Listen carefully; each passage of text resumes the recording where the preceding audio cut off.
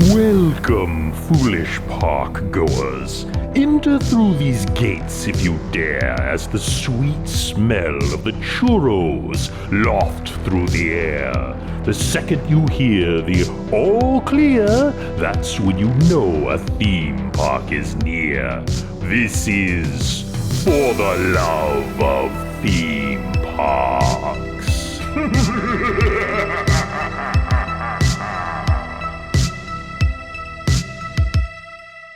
So there's this classic theme park trope that a lot of theme parks were using in the mid 80s, early 90s. Yeah. Where like specifically in MGM Studios, Universal Studios, where they had a lot of live shows where they're going through and like showing how the movie magic is made. Mm-hmm. They had specifically at Universal, they had a, who's the guy who did the Psycho movie? The director, Alfred Hitchcock show where they picked people out from the line to be a part of the show, and they like literally just went by and like kidnapped dad and were like, hey, we're gonna not like kidnap, but like we're like, hey, can we use you? And just pulled them out of line, the family, whatever. It's cool to be able to have, you know, an interactive experience with a live show where it's not just like seeing random people. It's like, oh, I know him. But along with that, there's always like the like, oh, let's, you know, make fun of this person. Because then it's like, oh, you know, if they sell a VHS at the end of the show, everybody's going to want to buy it. Because that used to be a big thing. Yeah, I know. So, but unfortunately, what we're talking about today, I am not a big fan of doing that. I'm sure you would also not appreciate. No, I can't. What's that? The like Monsters Inc. laugh floor. Yeah, I don't know if we're ever gonna do. It was closed last time we were there, and I don't think we're ever gonna do it. I'm too scared. But yeah, basically, this is one show specifically that we're talking about today where that happened to me twice, and the person in my family that was pulled out was wanting to make a fool of themselves, and also kind of, you know, go above and beyond. And we'll dive into that a little later when we talk about the topic. But first, let me introduce ourselves. I am Ryan. This is my co-host, Isabelle. Hello. We are, For the Love of Theme Parks. We run a YouTube channel. If you haven't seen the YouTube channel, definitely go check it out. Put out 2 new videos this week. Really great content. We are recording this ahead of time, so I'm not 100% sure on which 2 videos came out. But definitely go check those out on YouTube. This is our podcast, where we'll be going into more detail on specific rides, shows, attractions, Universal, Disney, other places as well. This week we are covering the Indiana Jones Epic Stunt Spectacular, which is quite the mouthful, but we're going to get through it. I'll see how many times we say Epic Stunt Spectacular. But yeah. Well, so that they got to do what Universal did. They combined stunt and spectacular. Stuntacular. The Born Stuntacular, which is definitely a better name, but this one was the originator. So yeah, that's what we're talking about today. So to kind of complete that story I was talking about before, my dad, this show specifically, volunteered once and got picked because he's a larger animated fella in the second row of the Stunt Spectacular, and decided, hey, I'm going to be in there. My mom was very not up for it. So, of course, that just intrigued him even more to be able to do it. And he got picked out of the first 3. They usually do like 2 sets of 3s for this show. He was in the first set of 3.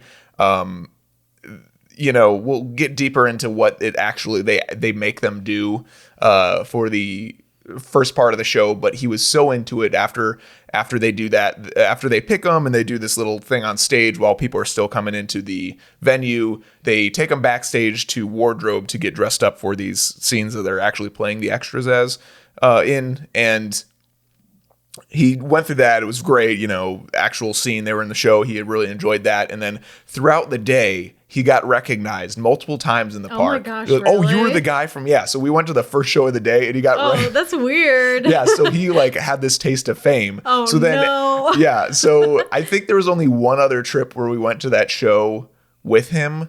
We definitely went when we were with like my brother and his family, just them. But when we went, in that time, we were like, you are not volunteering, because that would have been the third time. Yeah. And we just didn't want that embarrassment. But we can only handle something like that so many times. Yeah, twice. Well, the second time was enough because he embarrassed himself the second time, and like not the first though. The first time it was whatever, and he got recognized the first time, so he's like, "Hey, I'm a celebrity. I'm going to do this again."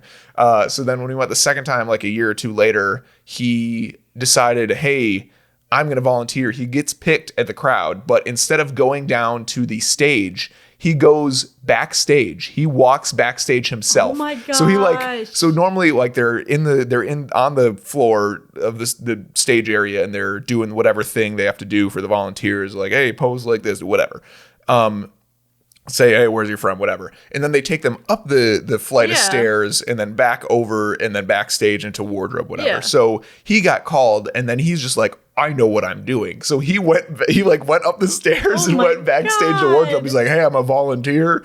And I think he got picked in the second set of volunteers the second time. So there was already people there, but he wasn't being guided by a cast member or anything. He just walked back there himself. So he ended up being in the scene that he was supposed to be in, and then the throw a punch scene, whatever thing later. But like it was weird because he just went the wrong way, and as he was leaving, we were like, what are you doing? Like we've seen the show like probably 5 times before, so we're like, okay, where are you going? And he just did whatever, and he was in it. Everything turned out fine, but it was like super weird. And then nobody recognized him the rest of that day. So I think that was so disappointed. Well, mainly because he wasn't introducing himself, being out there, and for the first part of the show. So yeah, that was the main reason why I think he also wasn't that up for volunteering the third time we had been to that show since the first time he successfully volunteered. But yeah, this is like one of the main things that came out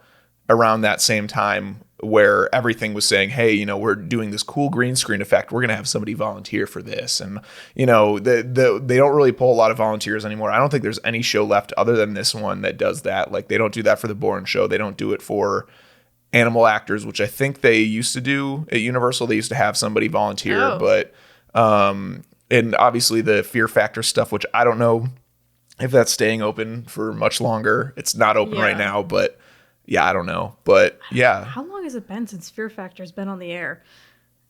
They had a MTV revive of it a few years ago, I think. Oh. It was hosted by not Joe Rogan. It was like somebody else. Did Joe Rogan? Joe Rogan. That's why he's famous. He was the host of Fear Factor. I did not also know did that. other. Yeah. That's. I had no idea. So Fear Factor live episode coming up soon with special guest Joe Rogan. Just kidding. But yeah, I love talking about these types of shows. We're gonna have to like use them sparingly because there's only a select amount. Few. But definitely Stuntacular and Animal Actors are gonna be two of our favorite ones we're doing. What's the other one, the Water World? Oh, Waterworld. Oh, I forgot about Waterworld. Yeah, so Waterworld's a good one too. Because that was the first kind of that show that I had ever been to, and it kind of like, it blew my mind. Because my friend didn't tell me what we were going to, because I wasn't really used to, theme parks or anything. I didn't go to them growing up. And my friend took me when I was living in Singapore. She took me to Universal Studios Singapore, and she's like, oh, we got to go see this show. I was like, okay. And she's like, do you want to get wet or not? And I was like, no, what is this? And so we went and I saw it, and I was just like dumbfounded. I was like, this is insane. How are they doing that? Because, they got them jumping off, like diving from really tall heights and stuff. And it was really good. And I guess it may be that because of that, these kind of shows hold like a special place in my heart. So like, I love this. I love the Stuntacular. Of course, I love animal actors. Yeah. So first, we're going to kind of be covering the history of this. Isabelle's going to kind of take the reins on this. There's a lot of the history that I'm not 100% like knowledgeable of, which is great because I have a co-host who does that research. And it's really weird when he calls me his co-host instead of his wife. Okay, whatever. We're gonna move on from that. But if you wanted to first start off by talking about when it opened. It didn't actually open with the park itself. I don't know if you saw that in your research, but I know that. Can you look at the second bullet point I have written down? It was scheduled to open with the rest of the park, but okay, cool. But I know the park opened. He's encroaching on my territory. But I know it was a huge thing where they were still doing rehearsals and stuff. I didn't even read that, but I've, It's not reading my research. But yeah, you go. I'll be here. So the Indiana Jones Epic Stunt Spectacular actually opened on August 25th, 1989. It was scheduled to open with the rest of the park, but they were still doing rehearsals, and they were still doing some like finishing touches on like getting all of the like props and everything ready, because like I don't know if you know how big these props are. Like they're like a car. Is that a prop or is that well, I mean like the sets more, I guess. Oh yes, like, yeah, okay. But like the moving sets. Yeah. They're between 40 and 100 tons each, and they're powered by diesel engines. And I mean, the current ones. So they're vehicles. They're not. Yeah, they're set pieces and vehicles. They're essentially vehicles, but and they haven't been refurbed since 2000. So, but whatever. Like the whole piece. Did you see anything on that, or was it just like is the whole thing refurbed, or is it the engine and they were the just motor, doing the some wheels small and whatever? refurbs, but I'll talk more about that later. So this actually had a price tag of $20 million. Which is not a lot. It's I know not, it sounds like you're saying it's a lot, but that is not. Well, but with how much the park cost, the park was already, I don't know the exact figure, but it was like, I don't know, it was just crazy.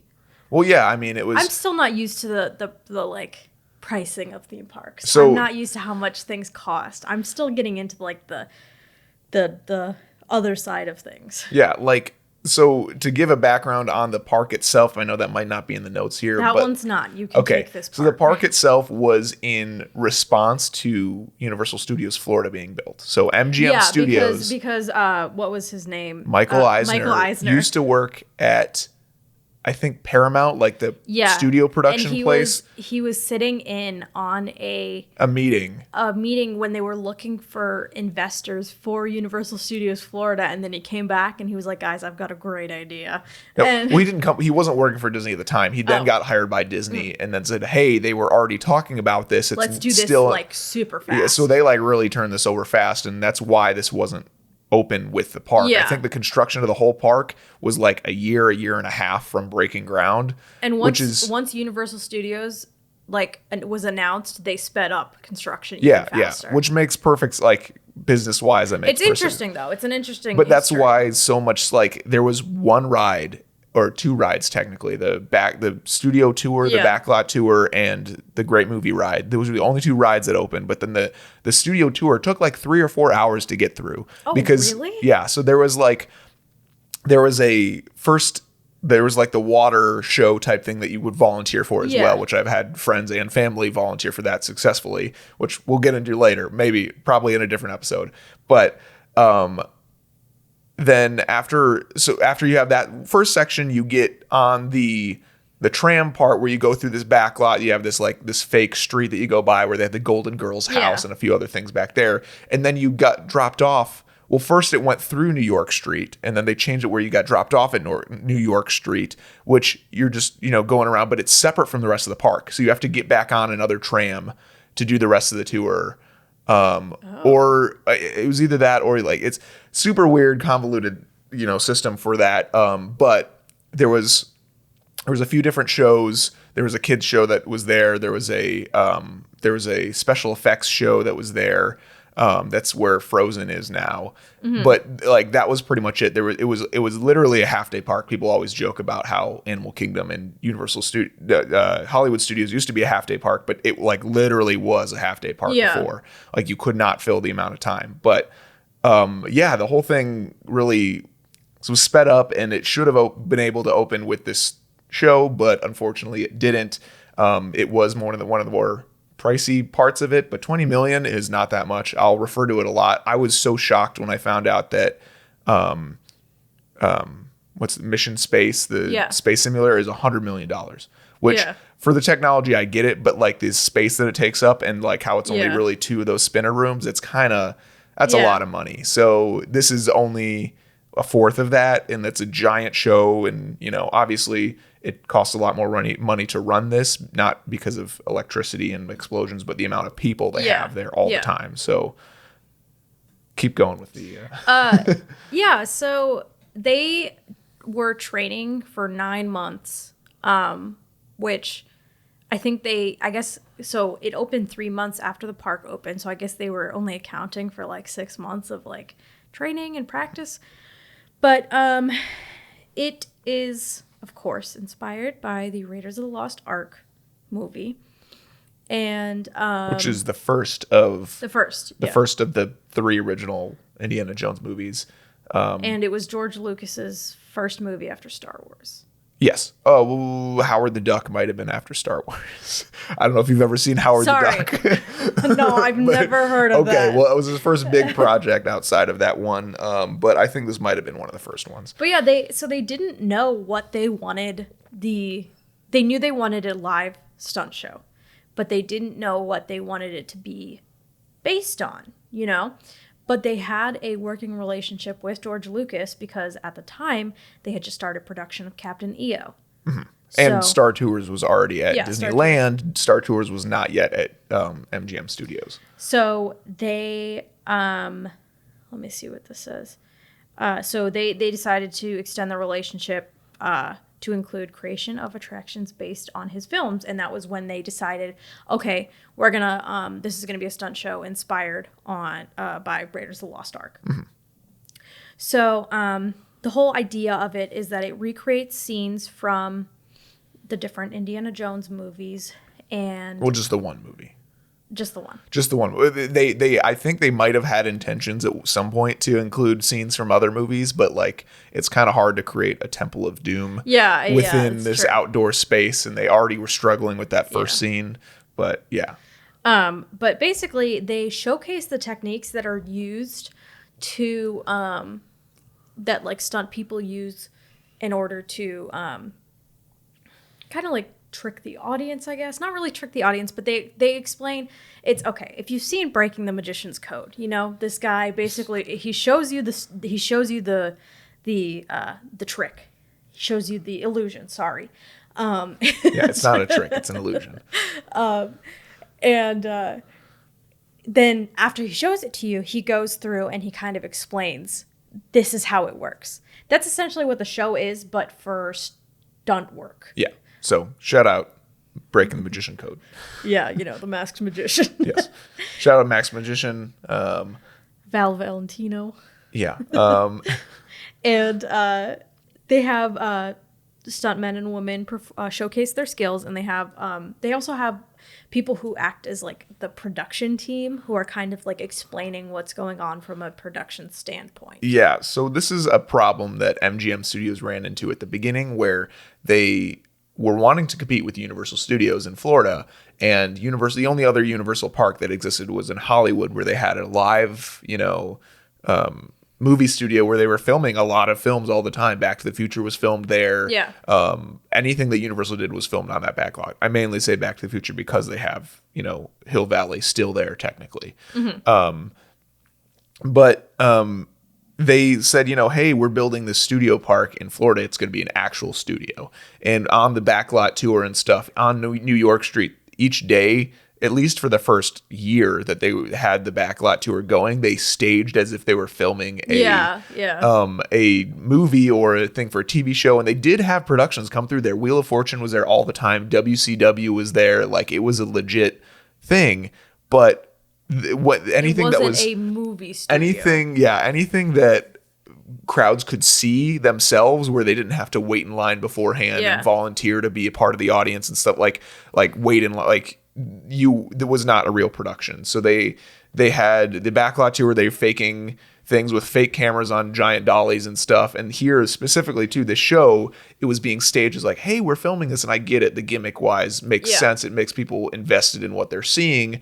But this was a big problem where you can't do that and then also do that somewhere else and pretend like, oh, this is not just this is actually filming, which this is a real movie studio. Other things they actually filmed that weren't like in front of a live audience type thing, Wheel of Fortune, other things that were there for stints. They did film exterior shots for Golden Girls and a few other shows. I know I mentioned Golden Girls. I'm not a huge fan, but I was like, how many episodes of Golden Girls have you seen? Not many, but I know, the establishing shots of TV shows where they showing the outside of the house. They had the outside of the house there. Yeah. Inside of the house was completely empty, but they shot, different establishing shots and stuff like that. They had There's a few commercials that were actually filmed on the back lot, but aside from that, it was really just, not too much stuff was actually filmed there. Aside from one of my favorite TV shows, which I haven't actually watched a full episode of myself, but they did film some of this set, the Indiana Jones set here, which is we just Thunder watched in this. Paradise. Yeah. Thunder in Paradise. Starring Hulk Hogan. That's the only time we'll mention that name, but we will get into that later on what exactly was involved in that shooting for that. So we were talking about the theater. We were talking about George Lucas, his involvement with Disney. What else about the history of this was interesting? So it's actually the longest running attraction at the park. Mm-hmm. Probably longest running show at any Disney park other than Carousel of Progress, which is a real person show. Yeah. Probably one of the longest running ones. And it's also had very minimal downtime before COVID. Yeah. They had a 6-month refurb in 2000, and that was it. That was the only major downtime. And so it's a 30-minute show. The open air theater can hold up to 2,000 guests, and they have over 1,800 performances each year, which is crazy. That's how many a day then? I can't do that. It's 4 or 5 a day. Yeah. And I'm sure they do. They probably do even more on busier seasons, weekends, stuff like that. Yeah.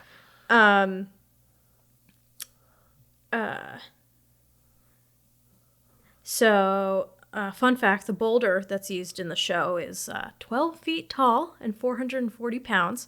So it could actually cause some damage. I mean, I'm sure it's not as heavy as it would be if it was real stone, but probably not. I'd like to think that would be a couple tons, at least.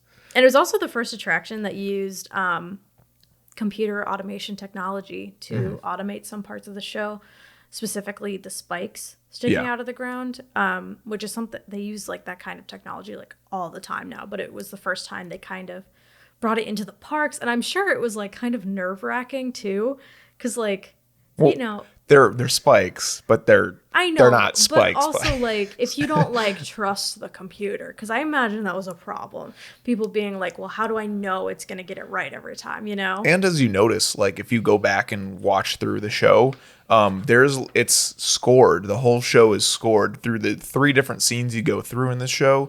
There's a score that is playing that matches up with what they're doing. So they have beats that they need to hit. So the spikes, the sound of the spike coming out of the ground, that is in the backing track. Yeah. And it's syncing up with the automation. Yeah. There's also automation for they have a count that they need to do in order to get from point A to point B for when these statue axe type things drop. Those are automated as well. The boulder opening, I'm sure the door is that is part of it as well. Obviously other scenes have that type of stuff too, but it was cool that you could actually create the score that's happening during the movie, which of course on a movie set would not be being played. But it adds to the audience interest. Yeah, you're actually seeing a movie playing out in front of you and with scenes that you're familiar with, which is a great sell for this type of show. I don't think it would have worked if they just decided, hey, we're going to switch this out every few years with a different type of movie and stuff like that. It would cost a lot of money too, but I think this worked really well for that, and the automation thing is something that gets looked over, but with live people, that's a lot, not just the Haunted Mansion where you go through and there's a soundtrack that plays in your ride vehicle and stuff. This is real people interacting with real things that could be dangerous. Yes. So yes. Yeah.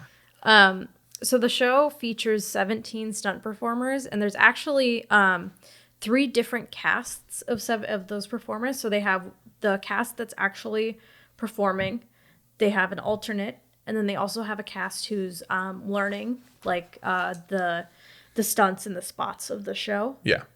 But from what I was seeing, I guess it's pretty much the same people every time though.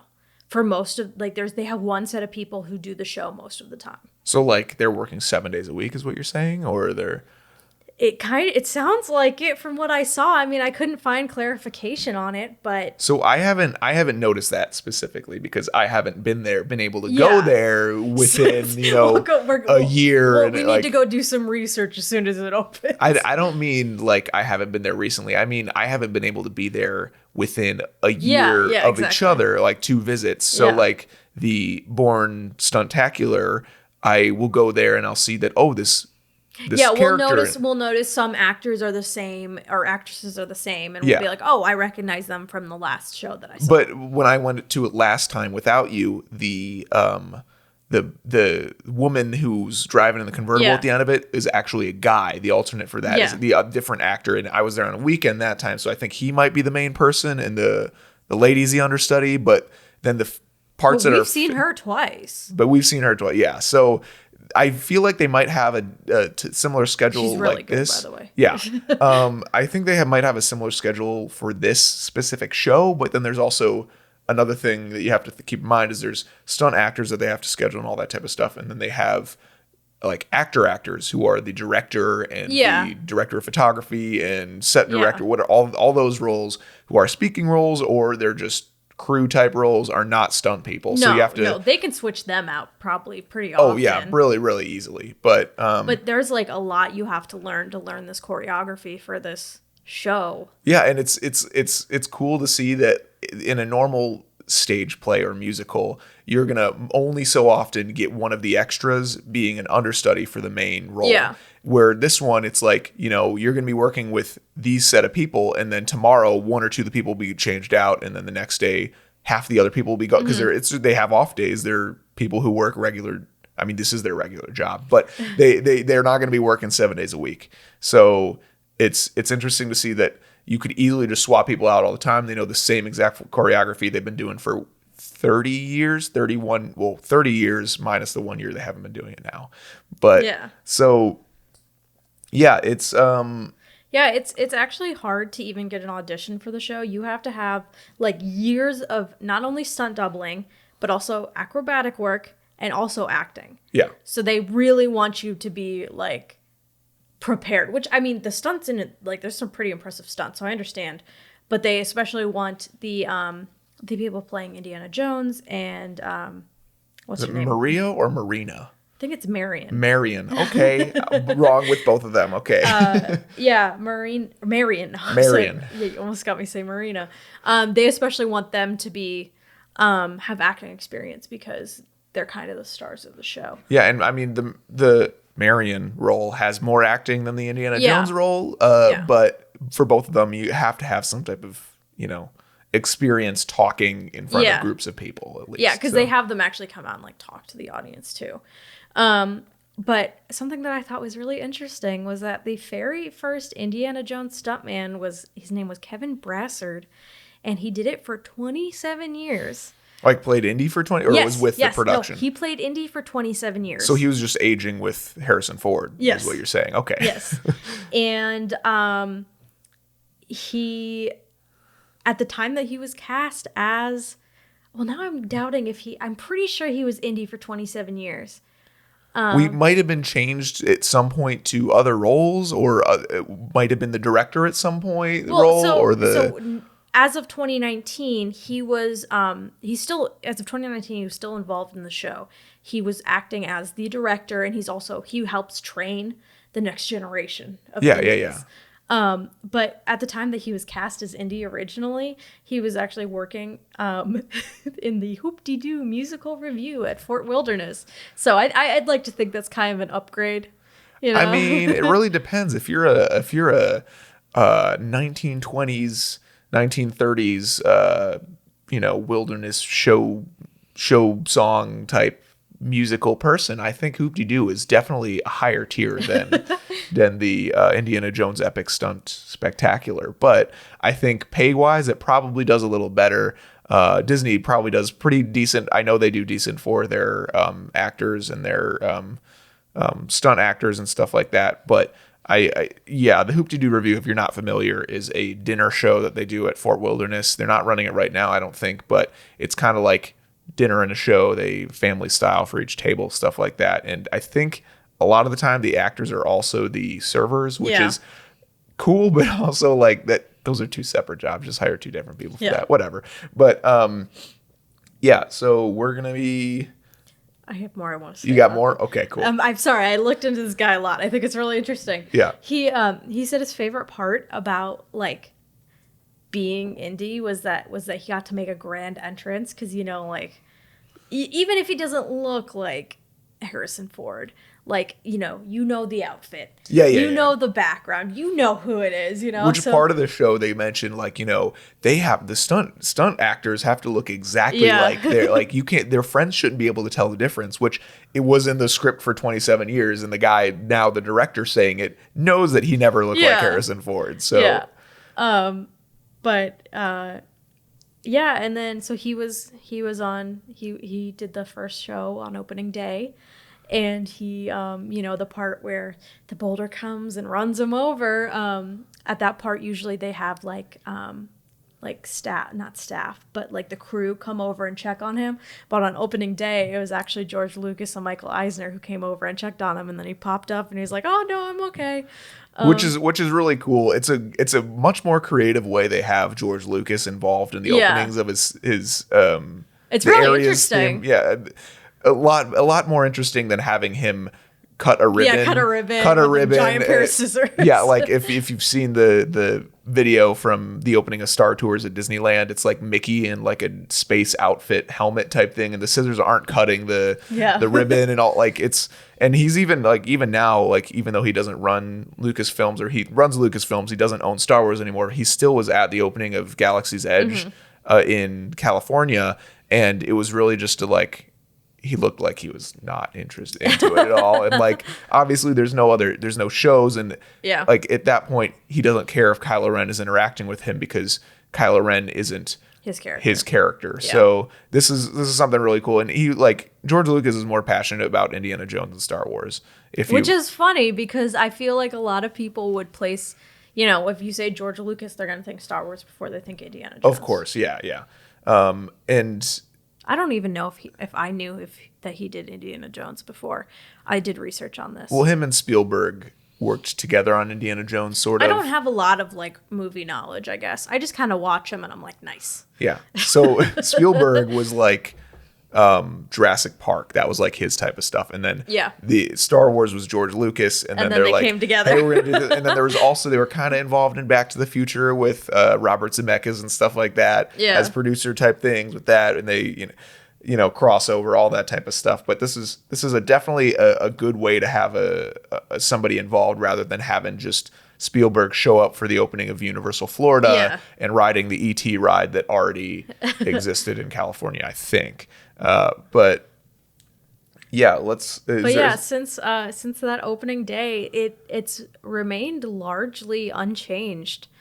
They've changed like a few smaller things, but they've left it pretty much the same. But it's been closed because of COVID for a while now. I think they might make some changes when it opens. It's going to open. They're not going to switch it out. I know, but there's some rumors now that they might be trying to like do a total refurb on it and add new scenes potentially. You know what? I could tell you they're not, because I was there last week. They have the auditorium open for social distancing, relaxation space. I was in there alone. It was me and the cast member who was at the door, and I didn't talk to him because normally when I'm at like parks and stuff filming for the channel, like I'll sometimes talk to a cast member if it's a photographer on Main Street who is not getting pictures taken or whatever. I'll start a casual conversation because if I'm there alone and not embarrassing Isabelle, that's fine. I'll do that. I know she is not comfortable with me doing that with other people. Yeah, I didn't start a conversation with this guy, but I was in there alone, and they had the first scene set up. Oh, like just obviously like it's. I guess you don't have anywhere else to put it. And it was so creepy, like just being the only person in this whole. That. And it was like a pretty windy day, so all the like curtains up at the top that are kind of covering for this dark scene were all like flapping in the wind, and like the the catwalk at the top where they have all the lights and stuff that was like creaking and stuff. It was like, I know it sounds like I'm making this up to be like a creepy story, whatever you find on the internet, but like this was actually what it was. Well, no, it's the kind of thing where you're like, you're somewhere that you've been a million times before, but things are different. And you're like, I'm not supposed to be here. I'm normally here with like 2,000 other people, and now I'm here alone. Like there's been times where like this movie theater that I used to go to would close. It was in a mall, but the movie theater would close after the mall closed. But you had to walk through the mall to get back to the parking garage. Yeah. And it was just like everything was closed. It was dead silent. It was so creepy. Or there was one time that I got to work like really early one morning and there was like nobody there.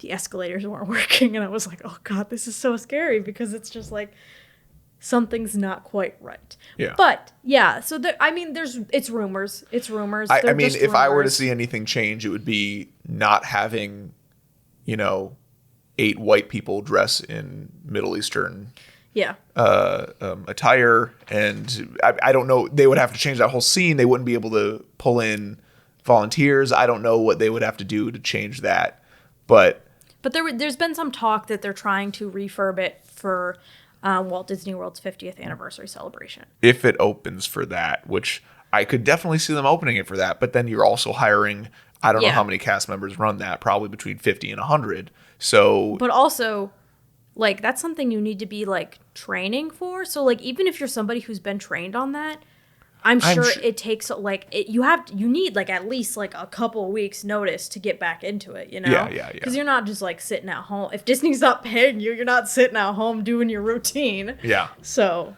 but yeah, that's pretty much all I have on the history. Oh, one thing I did want to add,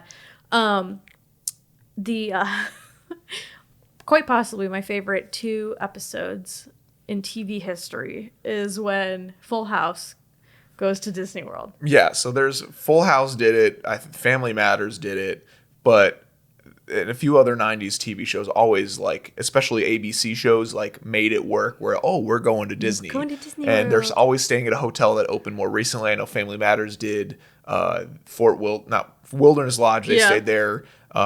Full House, the set of 2 or 3 episodes they did with that, they stayed at the Grand Floridian, and there's a scene where DJ... She misses her boyfriend so much. She misses Steve so much. And then she's just like so distracted. She doesn't even really want to be there. And then, they're watching the stunt show. And then suddenly she sees Steve like in the stunt show. Like she's like, oh my God, the guy who's playing Indiana Jones, it's Steve. Yeah. It's not Steve, but it happens multiple times. Yeah. So like there's also the first time she sees Steve is the funnier time because...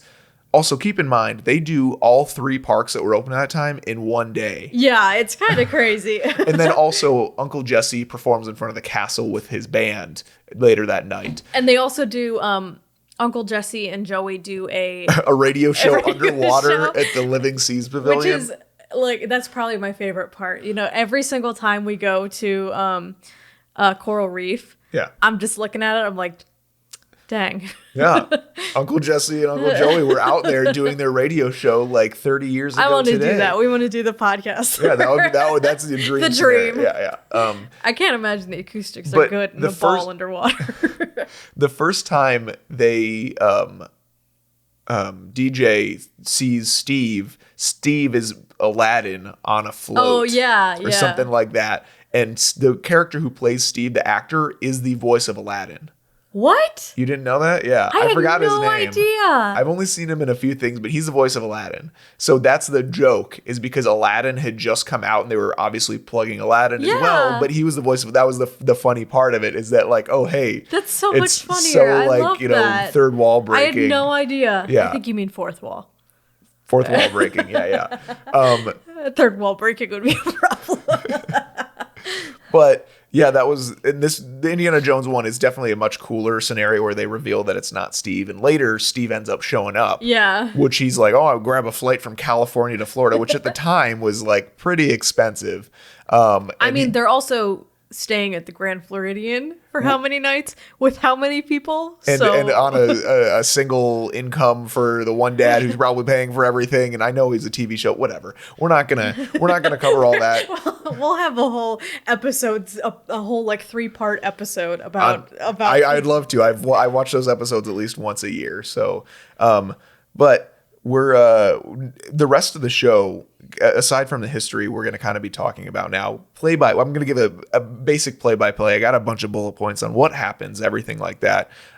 So first it starts off with, I don't know exactly what their name is. It's usually a woman playing a production assistant who selects crowd members as extras, one of them being my father all the time, or twice, and then he wanted to the rest of the times, but we didn't let him do that. Do you think my dad would do that? Probably not. No, I don't think so. Dad, I'm going to send you this podcast, and I need an answer. Okay, cool. We'll follow up next time. Okay. But they, select men and women from the crowds. They'll have this production assistant saying, "Hey, with these extras, you got to be able to, be a crowd. You got to be able to do poses, other things." Like one of the sets of extras they pull down is doing these like weird poses. Yeah, they have like, I think they have like a yelling one, or they have like a pose off type one, and they have. And out of all these sets of extras they pull down, there's always one extra who's in there who's a fit dad from Puerto Rico, which is not always Puerto Rico, but at least in the 2 or 3 versions of this that I watched in preparation for this episode, he was from Puerto Rico, and always doesn't speak English. The best. It's very basic. Obviously, I don't speak English the best either, but I think it ends up being part of the show. Yeah, later on we'll get to that. And they tricked me. Yes, and she fell for it. I am so gullible. Okay, I've thought about it recently. I am so gullible. This got me. The Mummy got me. The fake ending. The fake ending. Mummy ride? I thought it was real, but in my defense, I'd only been on the one in Singapore. That didn't have the fake ending. It did not have a fake ending, and I was like, oh, that was a really short ride. And then I was like, dang, it's really hot in here. As the room sets on fire. Yeah. So the first set piece that they're kind of doing this volunteer type thing in front of is this Peruvian temple that is based off of the very first scene, or I guess second scene after he goes into the temple, from Raiders of the Lost Ark.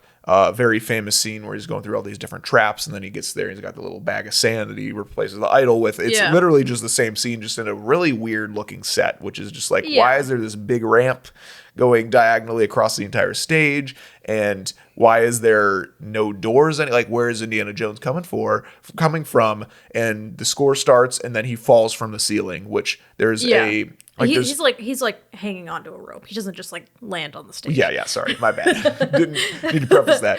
So if somebody hasn't seen this, I just want them to know. Yeah. So he's rappelling down from the ceiling. If you look up beforehand, like, obviously I know to look up. When she saw it for the first time, she didn't know to look up. I've also only seen it once. Yeah. So I haven't been able to go back since I know what it's about. We took like one Disney, almost 2-week long Disney trip before COVID, and that was like 2019. Yeah, May 2019. So we went to that show. Which was my first time at Disney. We went to the show, and that was the first time.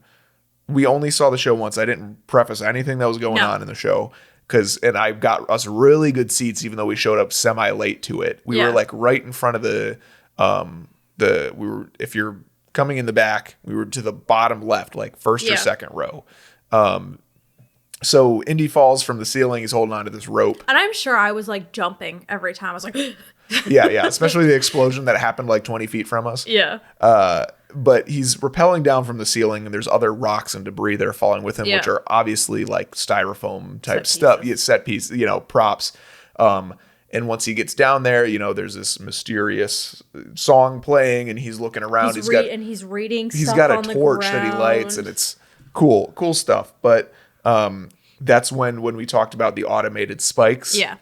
start showing up because he steps on these little, like if you've seen the movie, you know, like this is, I don't know if the spikes were exactly in that spot, but like it's like a trap that's happening. And he reads the ground, and it's basically, you infer, it's like, oh, gotta be careful, there's gonna be spikes. So he starts walking really gingerly, and then he loses his footing, and that's when the spikes happen. but when you separate yourself from seeing him, like when you're watching the show, there's at least 500 square feet of space he could be walking in. And he's deciding to walk right where these spikes are showing up at. And, you know, if you've seen an earlier show, why would you do it again? You're ruining the fun. But once he gets past those spikes, he makes his way up this small flight of stairs, which I don't know why there's a flight of stairs in this rock structure if they're trying to keep somebody out. But he goes in front of these idols, which was right in front of us when we were there last time. And he's kind of trying to sneak past them, but then they all start falling. And, before that, he falls in like a trap door pit type thing, and he climbs out. Yeah. Cool lighting effect for that one. But once he passes those idol statues, he gets up to this pedestal where he's got this idol, this golden idol that he's stealing. He's got the bag of sand, and he does the same thing in the movie. Same thing in the movie where he like dumps some of the sand out to match the weight. Same weight, which I don't know how he's going to know what the weight of the idol is. He's judging it based off of the density of the gold, and he's got some visible internal scale, whatever. But once he does that, the pedestal the idol's on falls down. But he doesn't notice it at first. He turns around and he's admiring his idol, and then the pedestal starts puts it in his bag. It's. I think that happened in the first movie. I don't know if the Boulder was at the end of the first movie. I haven't seen it in a while. I think we watched it together a few years ago. But we haven't seen it in like 2 years. So I don't think watched it. I don't think the Boulder is in. The Boulder's not in that scene of the movie specifically. So I think once the boulder starts rolling out in the movie, it's arrows or some other thing like that, but he's trying to escape. The temple's collapsing once he steals it in the movie, but in this one, the boulder's coming out, and he notices it, these giant doors open, and it starts rolling. He starts running, but of course he can outrun it, but he doesn't, because he falls, but then he falls into this sort of little, I guess it's like a divot that he falls into, and lays flat and just rolls right over him, like not even touching him, the actor at least. Then there's a giant, cut, even though you see no cameras around. Then at that point, you are kind of introduced to, oh, hey, they might roll somebody out on a little dolly that's got a fake camera. And the director and a few other people, like we mentioned, Michael Eisner and George Lucas did for the first one, they come out and say, hey, cut. And basically, the director and other actors who are in the show are solely there to entertain the crowd in between like scene changes. So they just make it so you're not just like sitting there while they change the scenes. I would be fine with, because usually when that stuff happens, I'm watching them change the scenes more so than the stuff that's happening in front there. So the director comes out and talks. He's doing a short interview with Indy while he's going to do a costume change or warm up for the next whatever, and he's talking to him and he's asking Indy, like, these are very dangerous stunts. Tell us about this boulder scene. And he's talking about it, and that boulder is so many tons, and it's made of real like heavy whatever, and and as it's happening, there are two crew members who are rolling the boulder back up.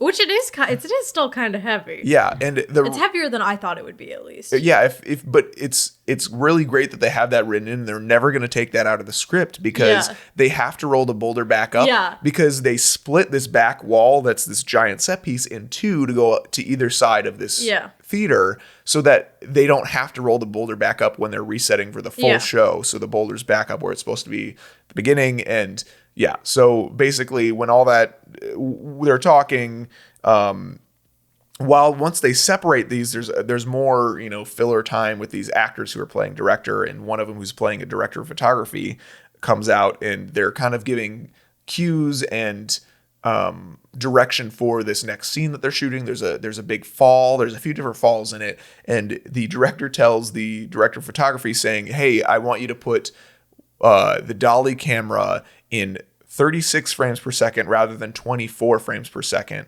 so we could get those falls in slow motion, which in 1989 was probably a good way to get something in slow motion, whatever you would consider be slow motion at the time. But it would be at least interesting to see them update that to at least 60 frames per second. I know that movie was specifically shot in 24 and probably on, 70 millimeters, something like that. But like this is something that they can easily update.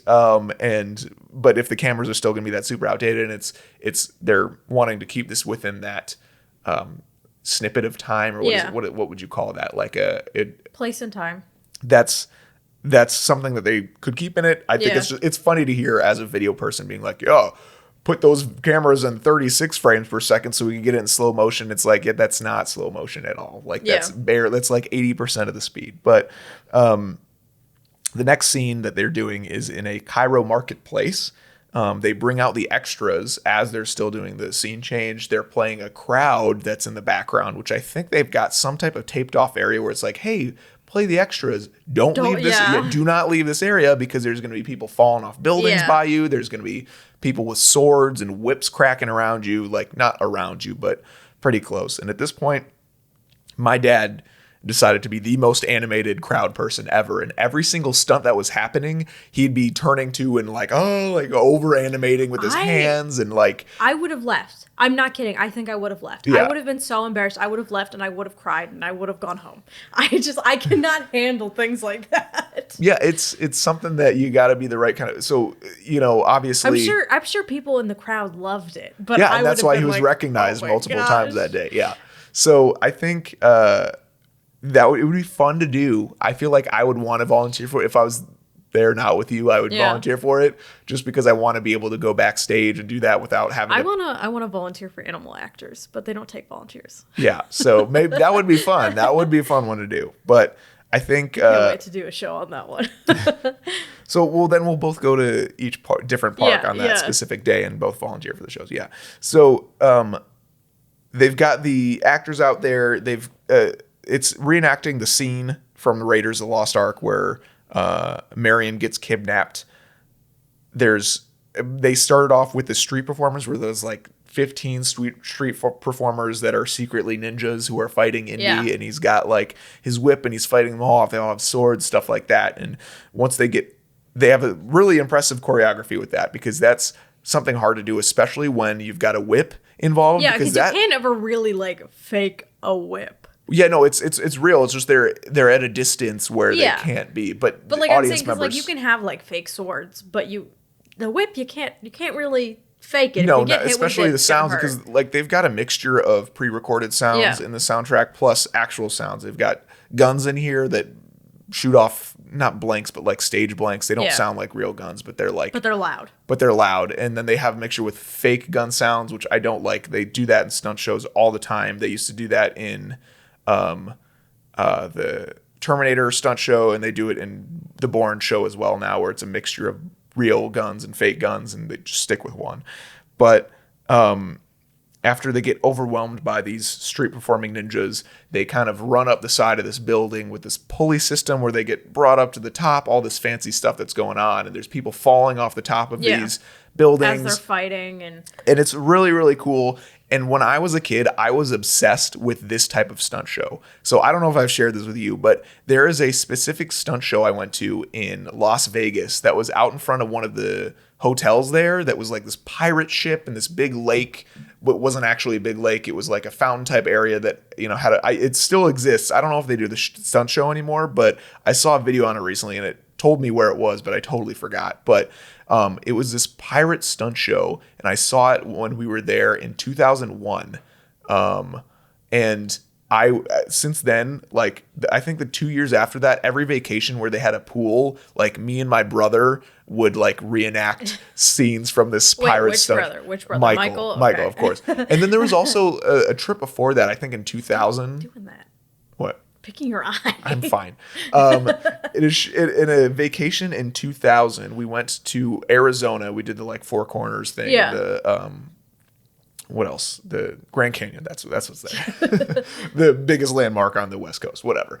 But there was a Western stunt show that we went to. It was some like Western, not theme park, but it was like a ghost town type Yeah. thing. And there was a stunt show there. And at the very end of the stunt show, there was a stunt where the bad guy got knocked off the roof into this cart that, you know, I'm sure at some point would have been a manure cart, and something like in movies they would have done something like that. But it was like a cart full of blueberries, like they were like making wine or something, like some weird. And he came out and he's like covered in like, you know, this gooey type whatever. And it was cool. It was a cool, like, me as a kid, I was like, oh, that's so crazy. Like I saw a movie being filmed like that was I at the point where I at least remember the Indiana Jones stunt show. I was already over I knew that it wasn't a real show being filmed or the real movie being filmed, but the whole falling off of the top of buildings into crash pads that you can't really see was super cool to me as a kid. It's still really cool to me now. Yeah, I was gonna say, I mean,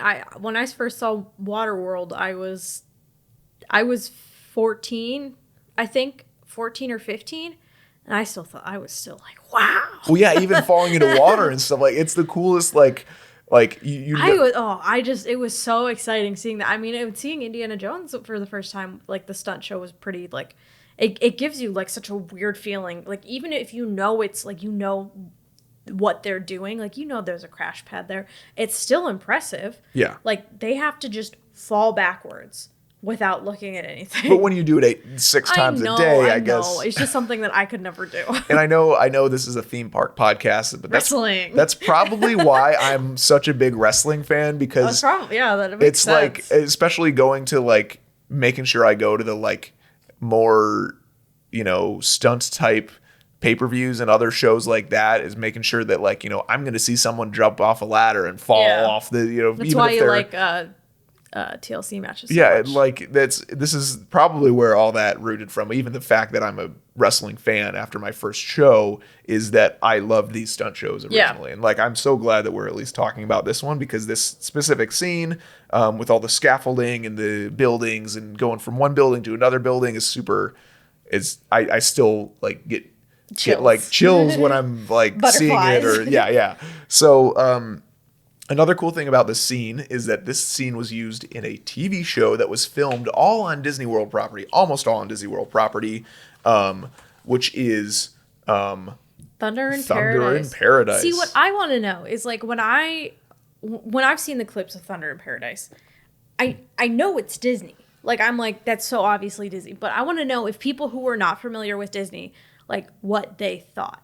You know, I want to know if it was, like, impressive to them or not. Because, if you don't know Thunder in Paradise, it's a show starring Hulk Hogan, the professional wrestler that started in late 80s, early 90s before he signed to WCW.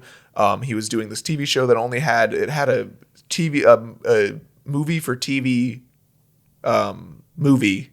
And then after that, they did part 2 and 3 of the movie, but then they changed the location because they were filming in Tampa originally. Then they moved it to Orlando because, you know, hey, it's only an hour and a half drive from where Hulk Hogan lives in Tampa. So it's going to save all this production cost. But they have so many scenes that are filmed on Disney World property because they're like, hey, we have all these set pieces, even not set pieces they used the Living Seas Pavilion for a full episode, which is my favorite episode, which that one I have seen the whole thing for. Sting's in that one. Yeah, Sting is the bad guy, another wrestler. Sting's my favorite wrestler. Yeah. So after The Undertaker, let me know. But we this specific scene was used in Thunder in Paradise during the same episode where they're like fighting on this rooftop. And they're like essentially doing the stunt show. The exact same stunts that are in the Indiana Jones stunt show they're doing, because they have all these sets and props that are set up for that specifically. And they don't have to hire stunt actors to train choreography because they have a full stunt team that already does this. They literally take out Marion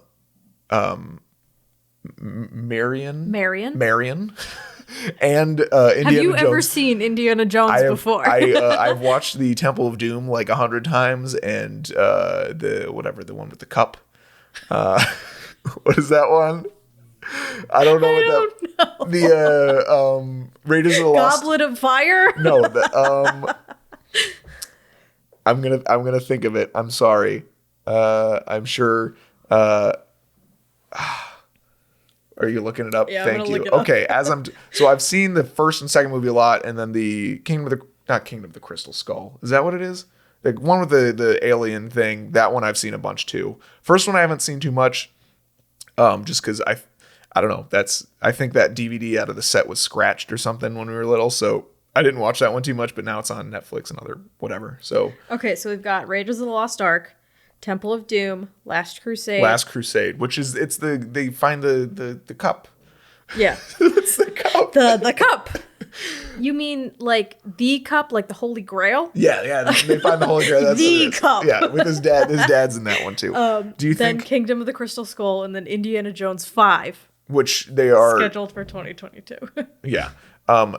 Quick question before we get to the rest of this. I think we're done with this scene, but would you think Indiana Jones's father from Last Crusade would volunteer for this show to be an extra? Is he the kind of dad that would do that? Maybe. Sean Connery?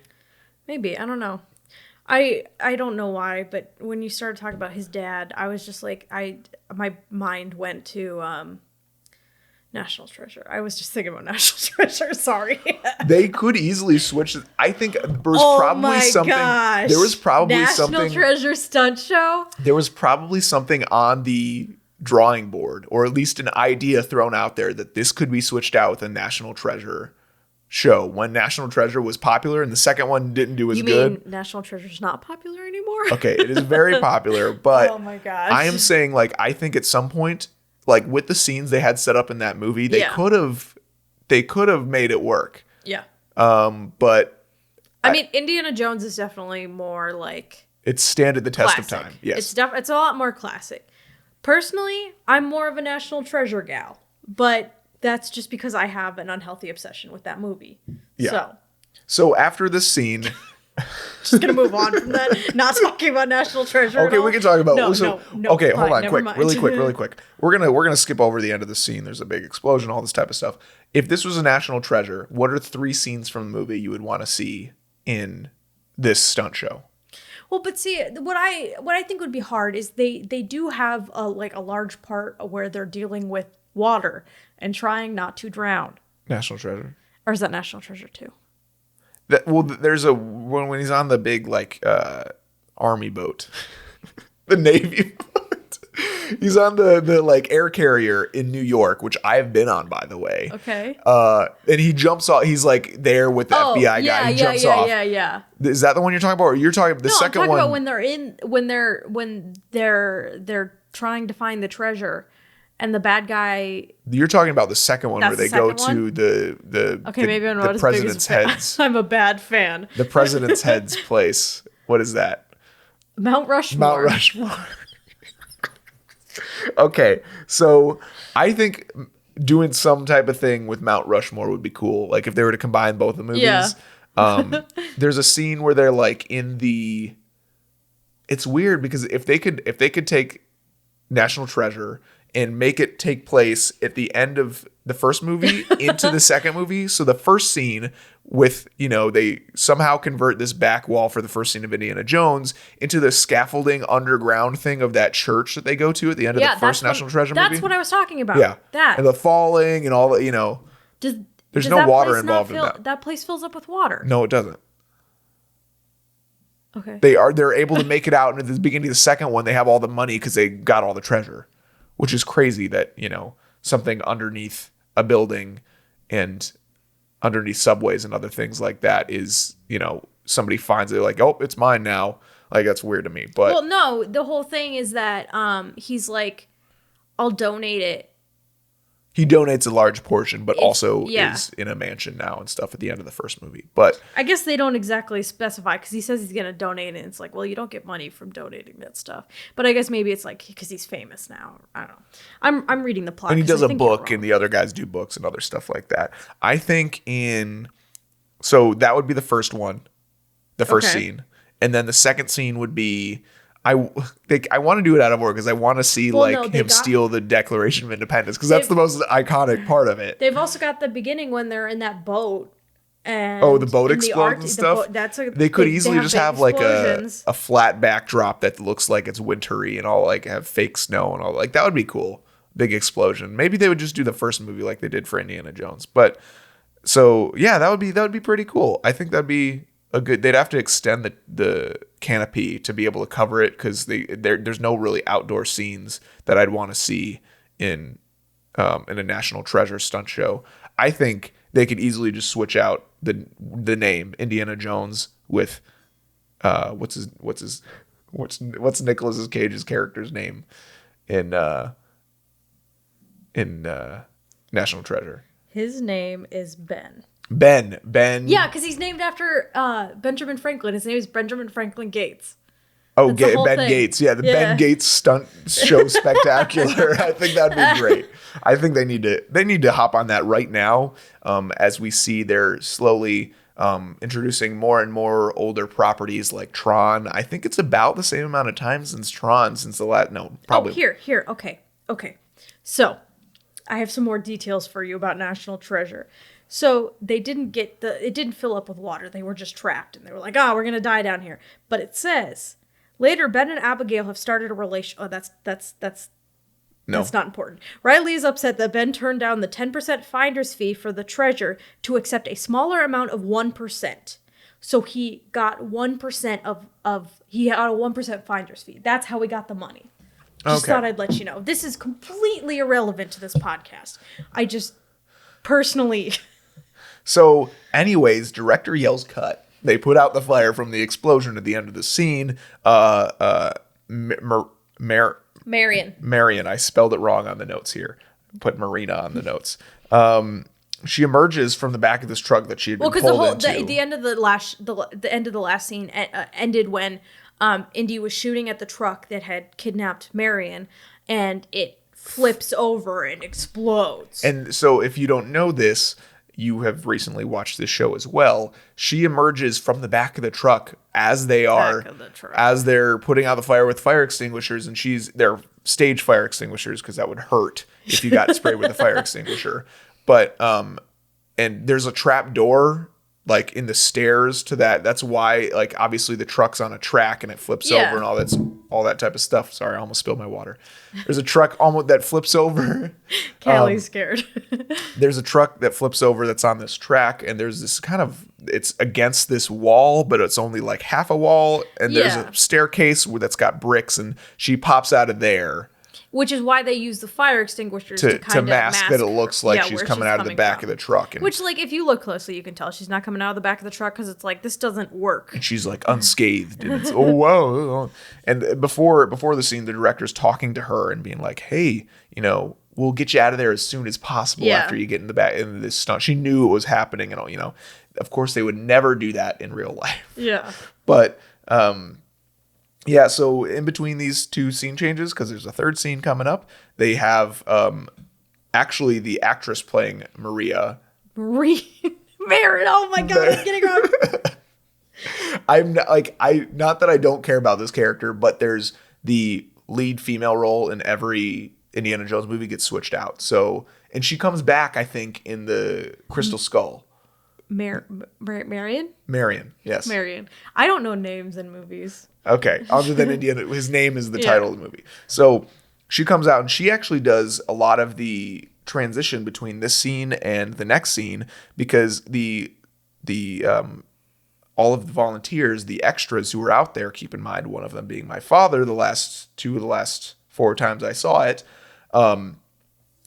they're all standing out there, and they have these mats still out there from when they did the scene where they're bouncing around with all the whips and all the ninja guys, street performer type scene. So there's this mat still out there, and the director is talking with this, what's her name? Marion character actress, who's being like, hey, we're throwing these punches out here. You got to be really highly trained in this, because it's a very dangerous game. You got to come within inches, or else you'll be able to see it on camera, all this stuff.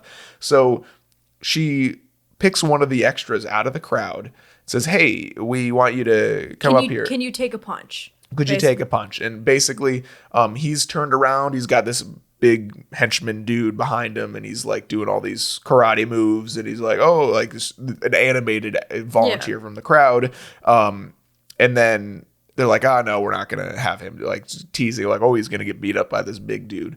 And then the actress comes up to him and is talking about, we got to throw these punches kind of like this. And she throws a punch and there's a sound effect that plays that sounds like a punch. Hits him. And original sound effects from 1989 when it opened, which I thought would be a clear enough sign that this was not an actual punch, but Isabelle did not still believe it. I was so into it. I was just so the show just got me. They got me. The punch is thrown and he sells it like it's a real punch and he's getting hit.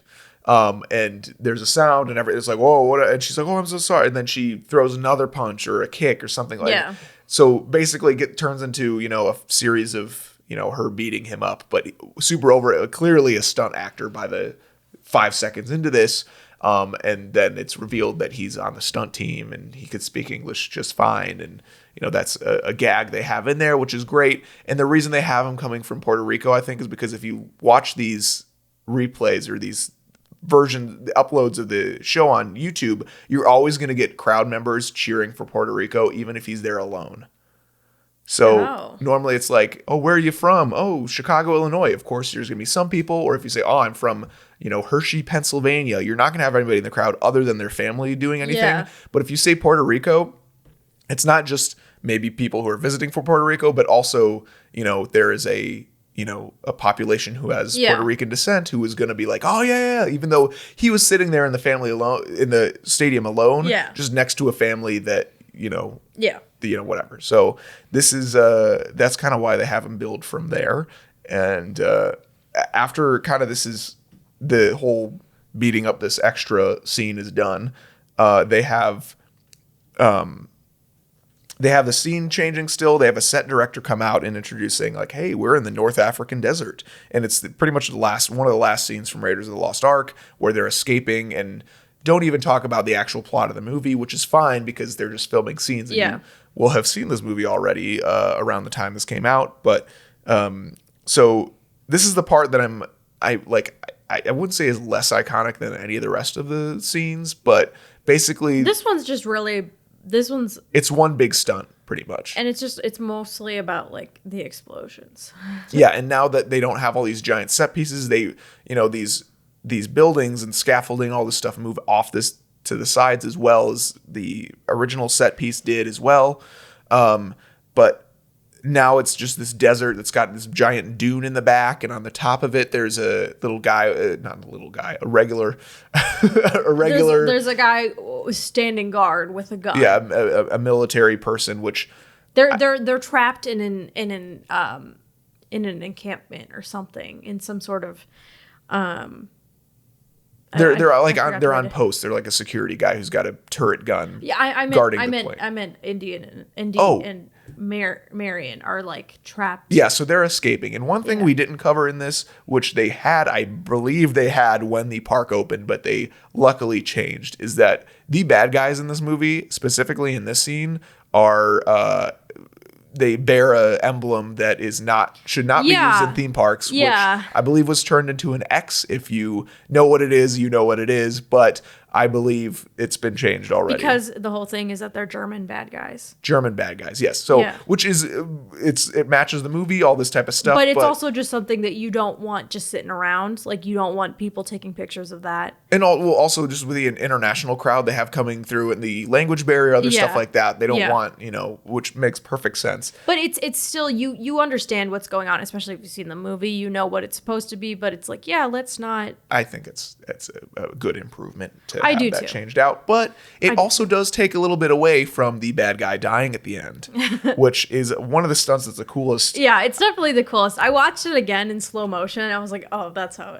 Yeah, so they're running to this plane, which at the end of the movie, I believe they do the same. It's the same stunt that's at the end of the movie where she gets trapped in the cockpit and she can't get it unlocked.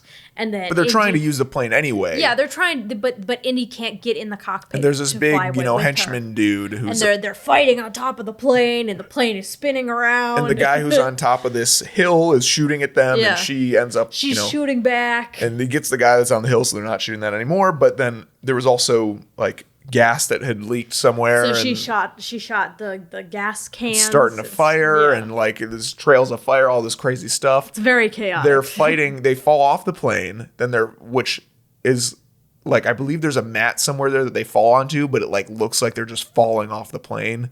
They're also, the back of the plane is also like sloped, so I think they might just like slide off of it at some point. That might be it then. Yeah, because I think they just get off of it. I don't think they fall. They're fighting then, and the plane is like pivoting, like there's like spinning. There's spinning because I think there's like a brake. Yeah. In one wheel. Brake block in one wheel, and then not in the one on the other side. So it's pretty much spinning, and propellers are turning. They have a timed. Obviously, this is all automated, and they're fighting, and then. The guy comes up to Indy, and I think he's got a gun or a knife or a sword, something like that, and he's about to kill him. But then the propeller is behind him. He's got his back to the propeller, and he doesn't see it coming. Which doesn't happen in the movie, I don't think. Because I was watching last time I watched the movie, I was like, oh, I'm really excited to see how this scene plays out. And then it wasn't in the stunt show, which I've seen the stunt show more times than the movie. Yeah.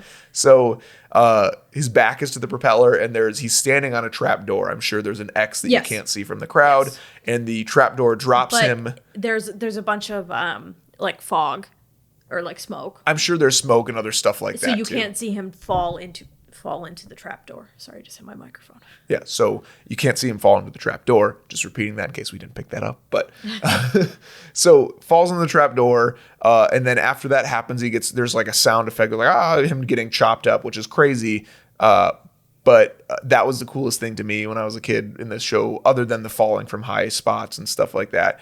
But after that happens, you enjoyed that as a child. I thought it was cool. I was like, how did that happen? And it was around. You knew it wasn't real, though. I know. Okay. It was around the time I had been getting into. Making sure you weren't super into somebody getting chopped up. It was around the same time I was getting into the Masked Magician show. So I was aware of these type of things, and I wanted to be a magician when I grew up, which. This really should have been a Breaking the Magician's Code podcast. I think we'll get into that later. There's one episode I want to talk about something. We established a rule where we can't talk about things that exist still that we haven't done. Yes. So if it doesn't exist, we could talk about it. I would still prefer for one of us to have experienced that. If it's out there, we'll talk about it. So I have done a few different magic shows. So I think we might do a magic show episode, something like that. But I'd also like to do just an episode on Universal Studios Singapore. But I think we could fit all of that into one just because it's like a small park. I think it's a tiny park. But yeah, so basically this is one of my favorite parts of it. After he falls in the trap door, he's able to break her out of the cockpit of the plane. He ends up just shooting the lock, and then he gets in there with a not sound effect gun as well. Yeah. And then breaks her out. They get out. They run away. It explodes because the gas or the trail of fire like leads to a big tank, and there's another truck that explodes during this whole thing too. Whatever. There's just lots of fire and explosions during this. Crazy guy yells cut. That's the end of the show. So, I thought this was a good ending. I know usually they used to do a thing where they had Indy and the other female lead, I am not going to try and say the name of again. Marion. They would do some type of like general, like, hey, come say hi to us at the end, but not really announce it because I think they were probably got too many people coming. Yeah. Because I know that they still like Indy will do autographs still. Yeah. Which is weird. I wonder what he signs it as. Indiana Jones. Like Harrison Ford. Just like gotta how other friends of character. It's no different than like when you get a signature from one of the princesses.